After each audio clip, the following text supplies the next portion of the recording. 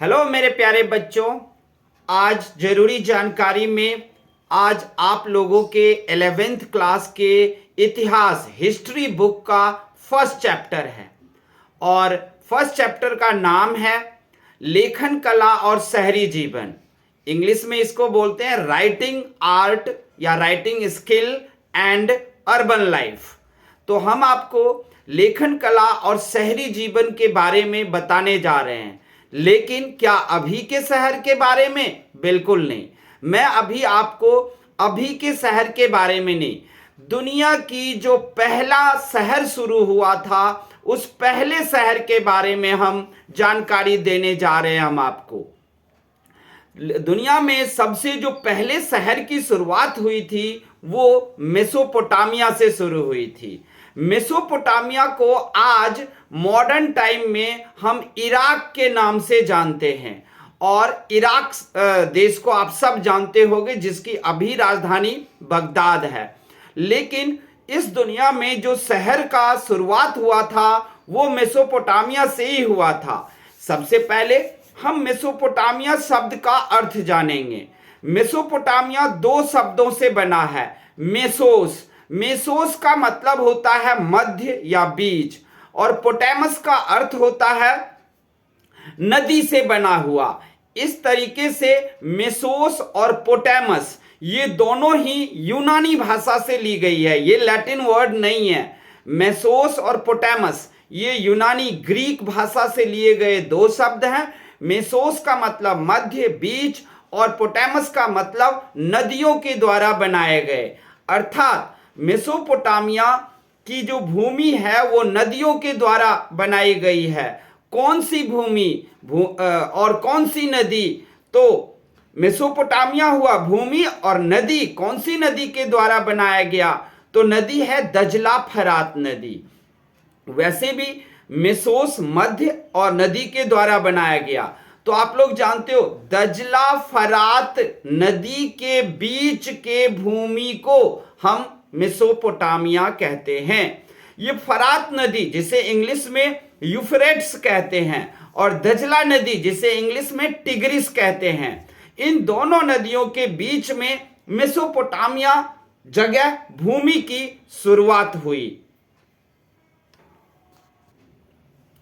तो ये है आपका दो नदियों के बीच की भूमि मेसोपोटामिया। मेसोपोटामिया एक गणराज्य के रूप में हुआ। मेसोपोटामिया में सबसे ज्यादा संपन्नता, समृद्धि, सुख, शांति और काफी विकास हुआ। यहां पर में यहाँ की शहरी जीवन बहुत ही अच्छा था, और शहर की शुरुआत ही यहीं से हुआ। यहाँ की समृद्ध साहित्य यहीं पर हुआ, गणित की शुरुआत यहीं से, खगोल विद्या की शुरुआत यहीं से हुआ है। ये कैसे पता चला? तो 1840 में 1840 ईस्वी में मेसोपोटामिया की खुदाई शुरू हुई, और इतने लंबे समय तक खुदाई हुई जो कि भारत का इतिहास या भारत के विभिन्न स्थानों पर इतनी लंबी खुदाई नहीं हुई है जितनी लंबी खुदाई मेसोपोटामिया में 1840 से किया गया।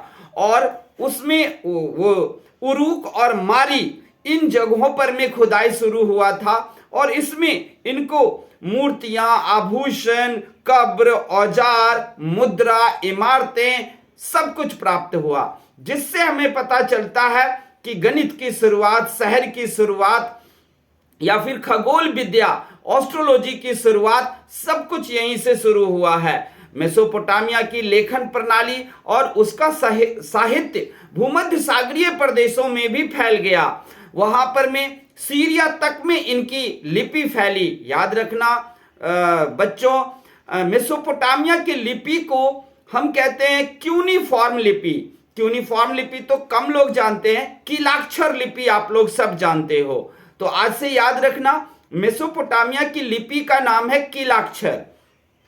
कीलाक्षर लिपि में सब कुछ यहां लिखा गया। जल्दी ही आप कह रहे हो कि मेसोपोटामिया के इस कीलाक्षर लिपि और भाषा को मिस्र के राजा फराओ ने भी अपना लिया, और उन्होंने भी अपने यहां अपने ऑफिशियल लैंग्वेज में इसको यूज किया। ये मेसोपोटामिया की ये साहित्य किलाक्षर लिपि इतना फेमस हुआ। यही नहीं, शहरी जीवन और लेखन कला में मेसोपोटामिया का कोई मिसाल नहीं है। आपको एक और बात बता दूं, सीसा ग्लास का आविष्कार खोज भी मेसोपोटामिया में ही हुआ था।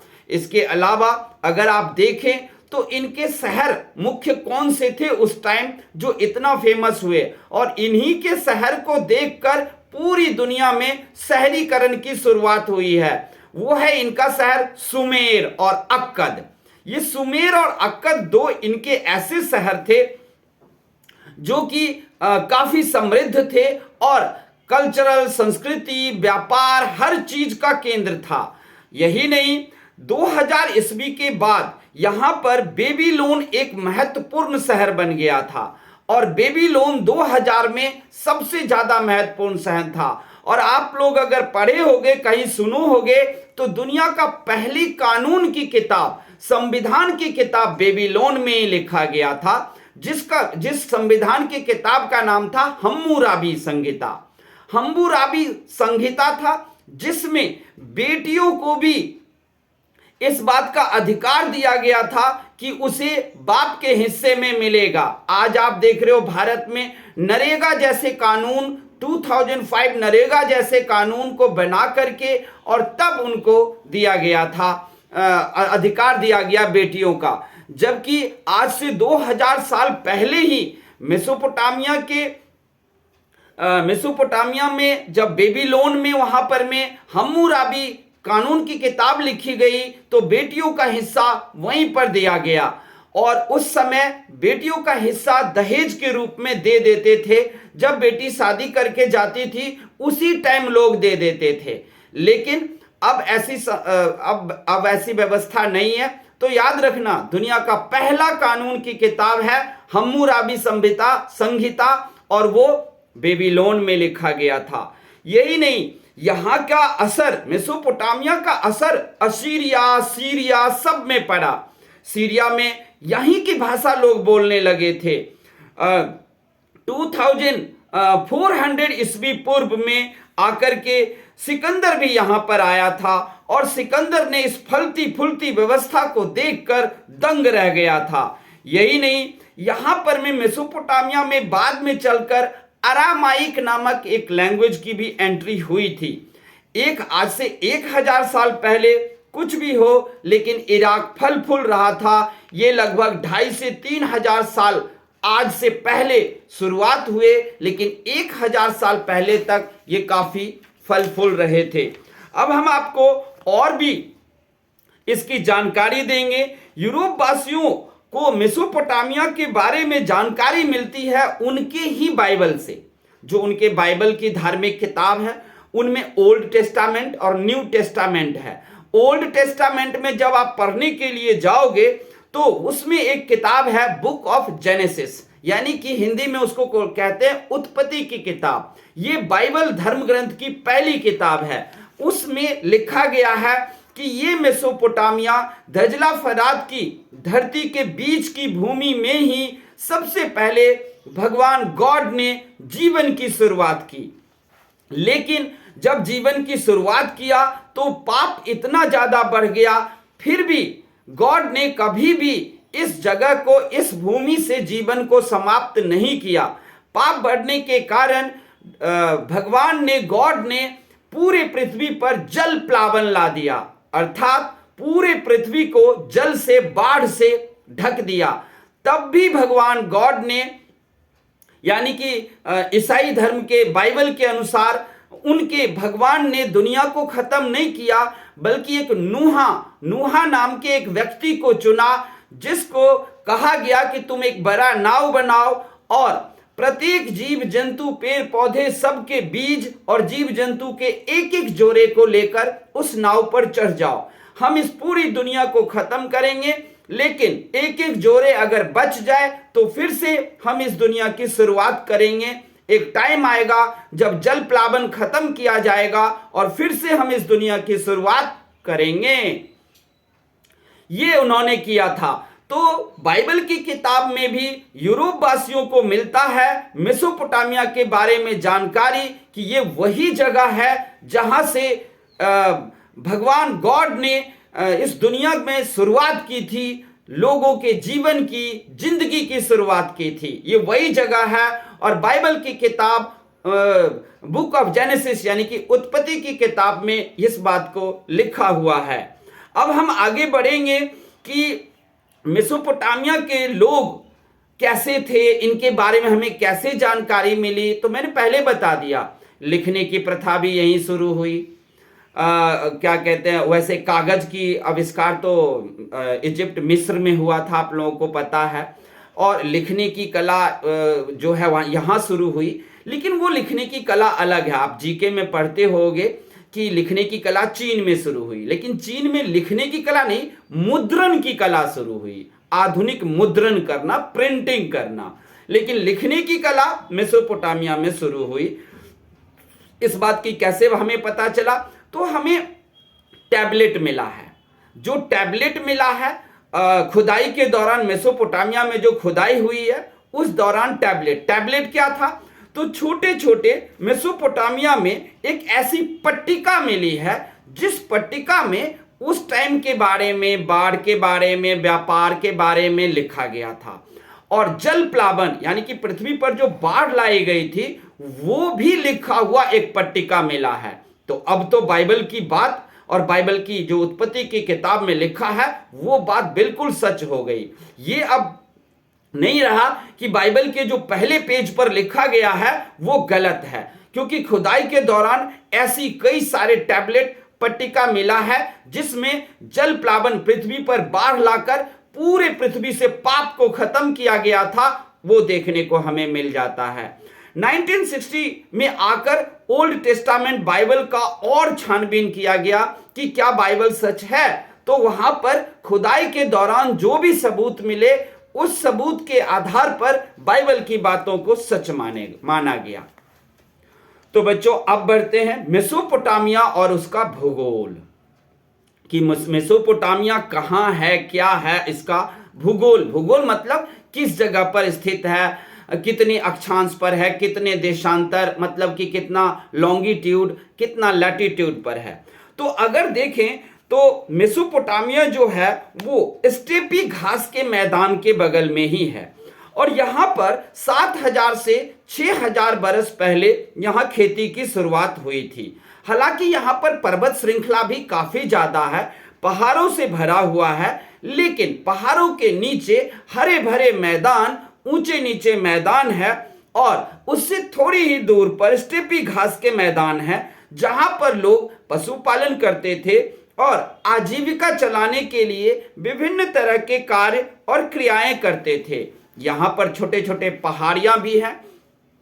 पहाड़ियों के अलावा यहां पर जो खेत हैं उन खेतों में दजला फरात के नदियों के द्वारा लाई गई बाढ़ के दौरान मिट्टी, हर साल नई मिट्टी आती थी, इसलिए इसमें कोई खाद पानी डालने की जरूरत नहीं थी। हर बार आप उसमें अच्छे से अच्छे फसल ले सकते थे, क्योंकि दजला फरात नदी हर साल बाढ़ लाती थी। वो बाढ़ में जब नई मिट्टी, सिल्ट आती थी, वो सिल्ट स्टेपी में हो या फिर दजला फरात के आसपास की भूमि में हो, सब पर बिछ जाती थी, जिससे बारीक मिट्टी के कारण अच्छी फसल होती थी, क्योंकि पौधों को अच्छे पोषण मिलते थे और लोगों का भरण पोषण इसी से होता था। और मेसोपोटामिया वासी के पास इतने ज्यादा अनाज की उपज होती थी कि उस उपज से वो पहला व्यापार भी उनका अनाज से ही शुरू हुआ था। वो जो शहर बनाए तो उस शहर में अनाज की मंडी लगी और वो मंडियां अनाज की ही थी सबसे पहले।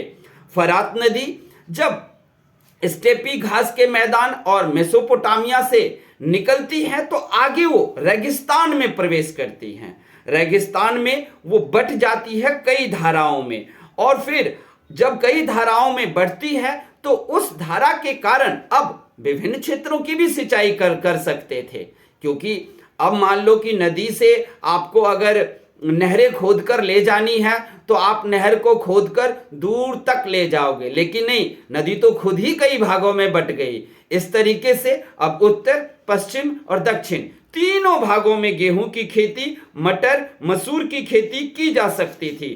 खेती के अलावा यहाँ लोग भेड़ बकरियां चराते थे। पूर्वोत्तर मैदानों और पहाड़ों के ढालों पर भेड़ भी पाली जाती थी और उससे ये लोग मांस, दूध इत्यादि पाते थे और भेड़ों से ऊन मिलता था, जिससे ये लोग कंबल बनाना भी सीख गए थे। आज की तरह नहीं, लेकिन वो कंबल बनाना जानते थे। उसके बाद आया शहर। शहरीकरण का क्या महत्व है? देखो, शहर जो है वो मेसोपोटामिया की जो सबसे प्राचीन शहर है, वो पुरातत्ववेत्ताओं को खुदाई के दौरान मिले अवशेषों से पता चला है कि आज से 3000 साल पहले मेसोपोटामिया में शहरीकरण की शुरुआत हो गई थी। शहर में क्या होता था? शहर में आप लोग यहां पर अंदाजा अभी जो शहर में होता है ना, उसी से अंदाजा आप लगा सकते हो। जैसे शहर में बहुत सारी गतिविधियां होती थी। अनाज के मंडी लगे, लोग कुम्हार सब बर्तन लाते थे बेचने के लिए, लुहार सब लोहे की चीज बनाकर लाए, कागज पर लिखी हुई किताबें, पत्रियां, छोटे छोटे चीज। यही नहीं, कांसे का आविष्कार भी यहाँ के लोग सीख गए थे। कांसे का यूज करना, हालांकि कांसे का यूज तो आदि मानव भी सीख रखा था, लेकिन कांसा क्या होता है? कांसे जब पीतल और तांबे को मिक्स करके और तब वो बहुत मजबूत बन जाता है और लचीला भी, इसको हम बोलते हैं कांसा यानी कि ब्रॉन्ज। कांसे से एक औजार बनाए जाते थे और उन औजारों को लाकर लोग मेसोपोटामिया के शहर में बेचते थे, यानी कि अक्कद में या कौन सा शहर था, अक्कद और सुमेर सब में ये बेचने के लिए आते थे। इसके अलावा यहां पर में आप देखोगे कि टिन के बने हुई चीजें भी बेचते थे। लोग कोयला भी बेचने के लिए यहां पर आते थे। कोयले से आग, अंगीठी जलाई जाती थी। इसके अलावा शहर में अर्थव्यवस्था अच्छी थी। ईंधन, धातु की बनी चीजें सब था। यही नहीं, व्यापार के करने के लिए यहां पर बड़े बड़े गोदाम भी थे, जिस गोदाम में आप अपना माल रख लो और लंबे समय तक वो माल आपका वहां सुरक्षित रहेगा। आज नहीं बिकेगा, मान लो आप माल लेकर गए लेकिन आज वो नहीं बिका, तो क्या उस माल को आप वापस लाओगे? नहीं ना। वहां गोदाम में रखने की व्यवस्था थी, यानी कि शहर को पूरी तरीके से अच्छे तरीके से बनाया गया था और पूरे मतलब सोच विचार कर शहर बनाया गया था और सभी तरह के वहां गतिविधि थे। अब एक और चीज है, यहां पर क्वेश्चन आएगा आप लोगों को, वारका शीर्ष क्या है? 3000 ईस्वी पूर्व उरूक नगर में स्त्री का एक सिर है जो सफेद संगमरमर को तराशकर बनाया गया है, जो आपकी किताब में है, देख लो। इसी तस्वीर को जो स्त्री का है और सफेद संगमरमर को तराशकर 3000 साल पहले बनाया गया था।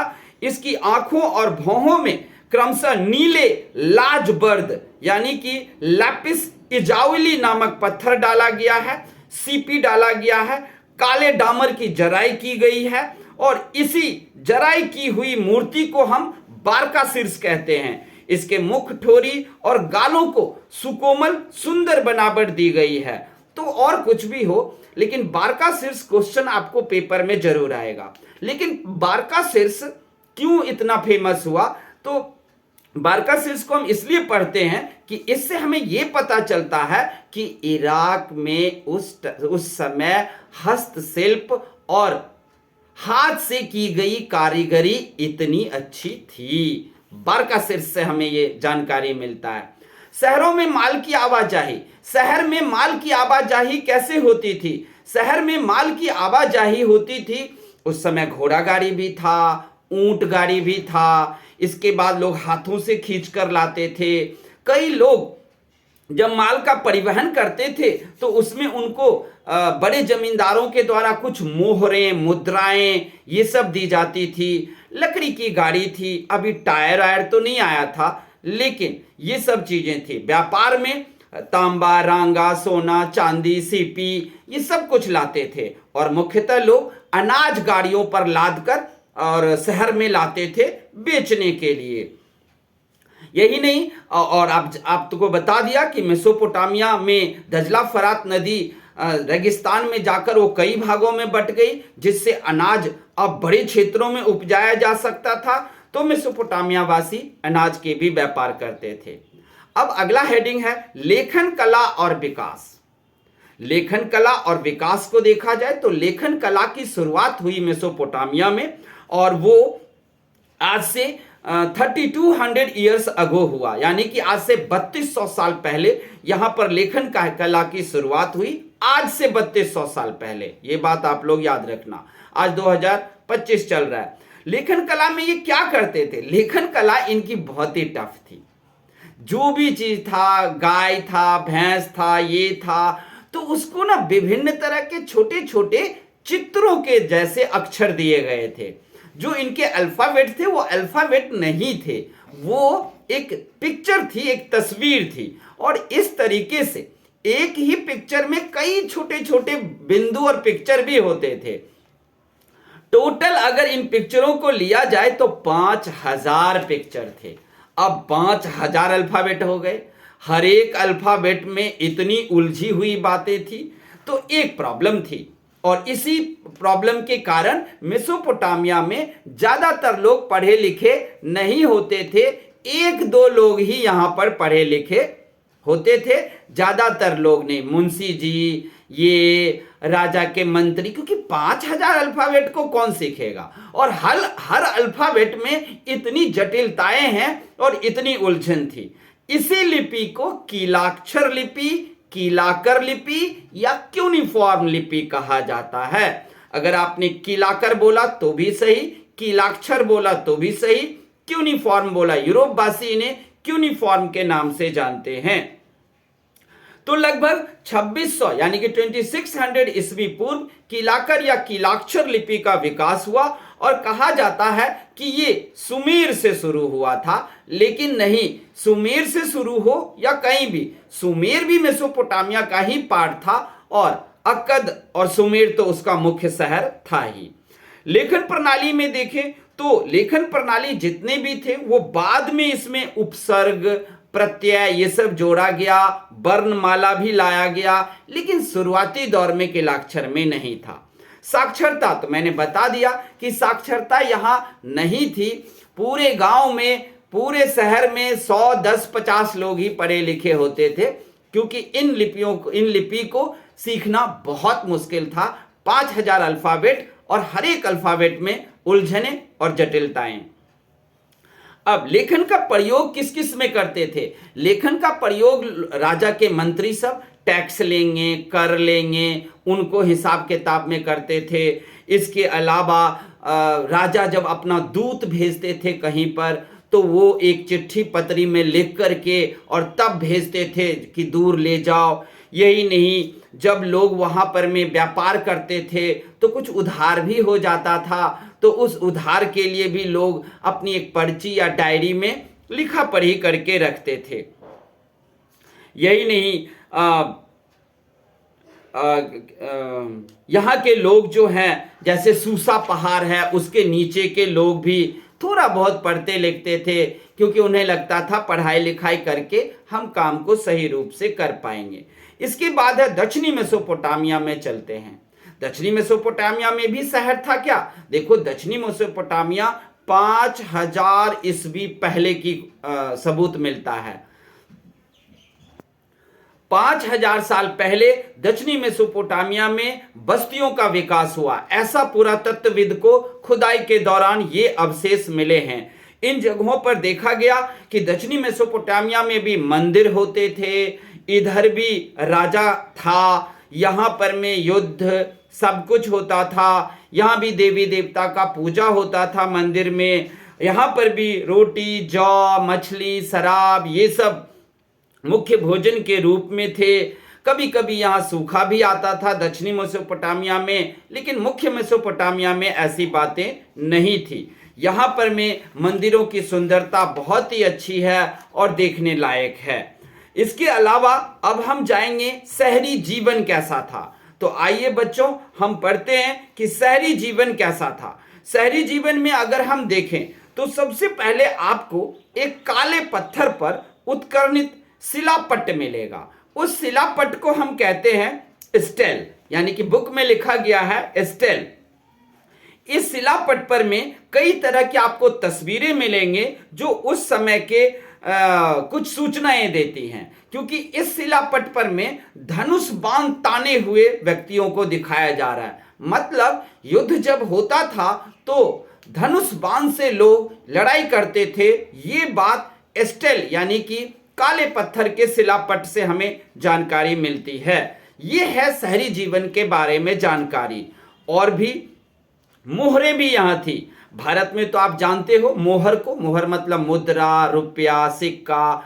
उस टाइम में मेसोपोटामिया में भी मोहरें हुआ करती थी, और यहां पर मोहरें ज्यादातर जो है वो मालिक का होता था। और मोहरों पर में खास बात थी, या तो किसी देवता का नाम या चित्र होता था या मालिक का उस पर होता था।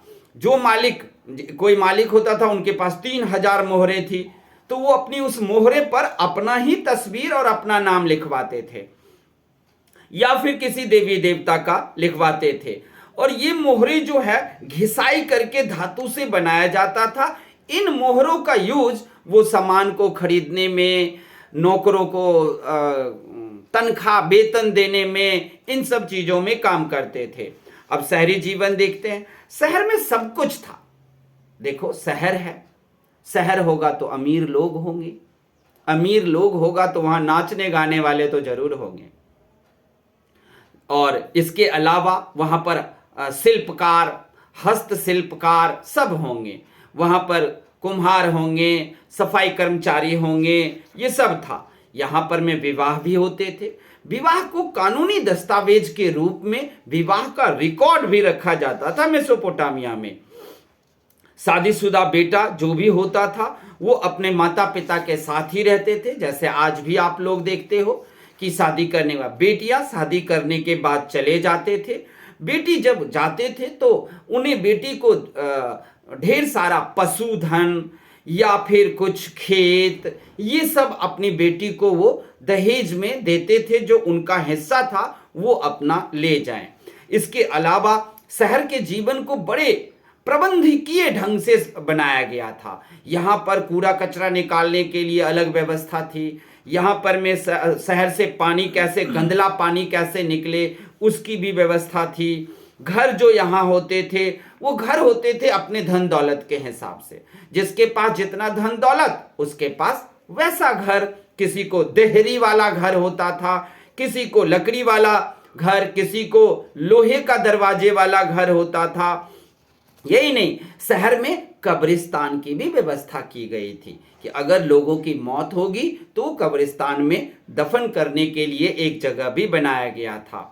अब देखते हैं व्यापारिक नगर, पशुचारक से, अगला हेडिंग है पशुचारक से एक व्यापारिक नगर में बदलाव। तो आप लोग समझ गए हो कि मेसोपोटामिया क्या था, एक पशुचारक क्षेत्र, जहां पशुएं चराते थे, खेत बहुत उपजाऊ थी, तो लोग वो अपना पशुचारण करते थे, पशुपालन करते थे, उसी से जीवन जीते थे। लेकिन धीरे धीरे लोग क्या सीख गए, धीरे धीरे लोग खेती करना सीख गए और खेती में अनाज ज़्यादा हुआ। अब उस अनाज को बेचने के लिए उन्होंने नगर बनाने शुरू कर दिए।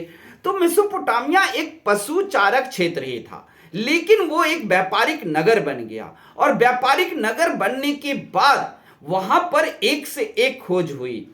लिपि की खोज हुई, गणित की खोज हुई, क्या कहते हैं, खगोल विद्या की खोज हुई, मोहरे की खोज हुई। वहाँ पर मुद्रा बनाने की कला, सोने की चांदी की मुद्राएं बनाने की शुरुआत हुई। ये सब कुछ हुआ, लिखने की भी कला शुरू हुई। तो इस तरीके से जो एक मेसोपोटामिया एक पशुचारक था वो व्यापारिक केंद्र बन गया। और होता भी है, आप लोग जानते हो कि अगर आप में पहले तो आप खाना ढूंढते हो, पहले तो पेट भरने की सोचते हैं। तो जब इनको अनाज उपजाने लगे मेसोपोटामिया वासी, और ढेर सारा जब इनके पास अनाज उपजा, उसे बेचा, फिर समृद्धि आई। समृद्धि आने के बाद लोगों का नॉलेज खुलता है कि अब हम पढ़ाई लिखाई करें, दुनिया के रहस्यों को जानें, हम जाने कि गणित क्या है, खगोल विद्या क्या है, ये आसमान में तारे ग्रह सब कैसे गति करते हैं, सब कुछ के बारे में जाने और ये सब किए। आपको बता दें कि मेसोपोटामिया में जो जातियां थे वो आर्मेनियन जाति, असीरियाई जाति और एमीराइट जाति, यहां पर 3 तरह के जाति यहां पर में थे जो सिर्फ पशु चारक थे। आर्मेनियन, असीरियाई और एमीराइट, ये तीनों पशु चारक और पशु को से चराकर जीने वाले थे। लेकिन ये लोग आगे चलकर काफी इंटेलिजेंट बन गए। आपके बुक में ये देखो, इस बुक में यहां पर में शहर का जो सब कुछ घरों का एक डिजाइन प्रस्तुत किया गया है, जो पुरातत्ववेत्ताओं को यानी कि आर्कियोलॉजिस्ट को ये खुदाई के दौरान मिला है। आप देख सकते हो शहर का कैसे निर्माण किया गया है, कैसे राजमहल का तैयारी की गई है, राजमहल में कैसे सभागृह, बाहरी आंगन, भीतरी आंगन, प्रवेश द्वार, सब, रसोई घर कहां पर, शौचालय कहां पर, स्नान गृह कहां पर, सब प्रबंध किए तरीके से, मतलब एकदम मैनेजमेंट सोचकर बनाया गया यहां पर। मेसोपोटामिया के नगरों की खुदाई 1840 ईस्वी में शुरू हुई। यहां पर अबू साल्विक नामक एक छोटे से कस्बे का भी उदाहरण मिलता है और बड़े से बड़े कस्बे का भी उदाहरण मिलता है। मछलियों और हड्डियों का भी अवशेष खुदाई में मिला, जिससे काफी जानकारी मिलती है मेसोपोटामिया के बारे में। अब देखते हैं आगे। आपका हेडिंग है मेसोपोटामिया संस्कृति में शहरों का क्या महत्व है। देखो, किसी भी संस्कृति में शहर का बहुत ही महत्व होता है। क्या तो गांव में आपको सब कुछ मिल जाएगा क्या? नहीं मिलेगा। लेकिन शहर होता क्या है? शहर का महत्व ही यही होता है कि चलो शहर, वहां पर सब कुछ मिल जाएगा। क्योंकि शहर जो है वो एक केंद्र बनाया जाता है। उस केंद्र में उसके हजारों, आसपास के जितने भी 1000 गांव होंगे तो हजारों गांव वाले आएंगे और वो हजारों गांव वाले आकर के और अपना कार्य क्रियाकलाप करेंगे, व्यापार करेंगे और सब कुछ। तो मेसोपोटामिया के लोगों को अपने शहरों पर बहुत गर्व था, क्योंकि इस शहर को जिस तरह से बसाया गया था वो अपने आप में काबिले तारीफ था। यहां पर में मर्म स्पर्शी वर्णन गिलगेमिस के महाकाव्य में मिलेगा। एक गिलगेमिस है, उन्होंने महाकाव्य लिखा था। इस महाकाव्य को पढ़कर आपको बहुत सारी जानकारियां मिलेगा कि शहर में कैसे ईंट का यूज किया गया था, कैसे कुएं का यूज किया गया था, कैसे पानी को रोक कर रखा जाए। यही नहीं, पानी को तालाब में रखा जाए तो तालाब की दीवारें ऐसी थी कि वो आरओ का काम करते थे। उस तालाब में पानी को विभिन्न तरह के बिल और होल से गुजारा जाता था, जिससे आरओ की तरह ये पानी साफ हो जाता था। ये सब आपको गिलगेमिस की महाकाव्य में पढ़ने को मिलेगा। उसके बाद है लेखन कला की देन। याद रखना, जो सबसे इंपॉर्टेंट इस चैप्टर का है क्वेश्चन, वो ये है कि मेसोपोटामिया को आधुनिक विश्व के लिए क्या देन है, या सीधे सीधे मेसोपोटामिया ने आधुनिक विश्व को क्या दिया, या फिर सीधे सीधे मेसोपोटामिया की दुनिया को क्या देन है। सीधा अर्थ क्या हुआ, मेसोपोटामिया ने दुनिया को क्या क्या दिया। तो आप पहला क्या लिखोगे, लेखन कला दिया, क्योंकि लिखने की शुरुआत यहीं पर हुई। दूसरा क्या दिया, ग्लास शीशे का आविष्कार करके दिया। तीसरा क्या दिया, गणित की शुरुआत करके दिया, मैथ की। चौथा क्या दिया, तो खगोल विद्या की भी शुरुआत करके दिया, क्योंकि ग्रह नक्षत्रों के बारे में सोचना, पता करना, सब कुछ मेसोपोटामिया वालों ने ही शुरू किया। तो हुई ना बहुत सारे यहां पर में, तो 4 तो यही लिख दोगे। उसके बाद पत्थर को तराशना, वारका शीर्ष जैसा मूर्तियों को बनाना, ये सब की खोज यहीं पर शुरू हुई। तो आप लोग क्या करोगे, आधुनिक मेसोपोटामिया ने विश्व को क्या दिया, उसके 5-6 लिखना। और ये क्वेश्चन बच्चों आएगा ही आएगा कि मेसोपोटामिया का आधुनिक विश्व को क्या दिया, मेसोपोटामिया की क्या देन है। तो आप लोग क्या लिखोगे, पहला कि लेखन कला की यहीं पर शुरुआत हुई, शीशा का आविष्कार यहीं उस पर शुरुआत हुआ।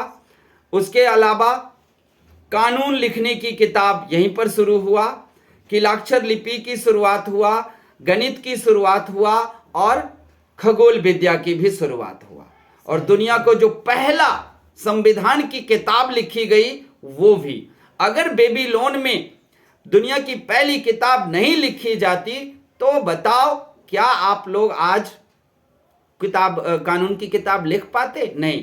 बेबीलोन में जो कानून लिखा गया उस कानून की किताब का नाम था हम्मुराबी संहिता, और हम्मुराबी एक राजा का भी नाम था। तो हम्मुराबी राजा का भी नाम था। हम्मुराबी ने कानून किताब लिखवाया, संविधान, और उसी संविधान को देख करके पूरी दुनिया के वासियों ने अपना अपना कानून की किताबें लिखा है। थोड़ा बदलाव करके लिखेगा, सीधे सीधे तो नहीं उतार देगा ना, तो कॉपी हो जाएगा। यही नहीं, आपको जो सबसे मुख्य देन है वो जरूर लिखना। मेसोपोटामिया में 5-6 तो हमने बता दिया ना, 5-6 पॉइंट, लेकिन 1-2 पॉइंट और जोड़ना, पूरे मार्क्स मिलेंगे। क्या? मेसोपोटामिया वासियों ने सबसे पहले बताया था कि चंद्रमा पृथ्वी के चारों ओर चक्कर लगाते हैं और पृथ्वी सूर्य के चारों ओर चक्कर लगाते हैं। मेसोपोटामिया वालों ने सबसे पहले बताया कि 12 महीने का उन्होंने ही विभाजन किया।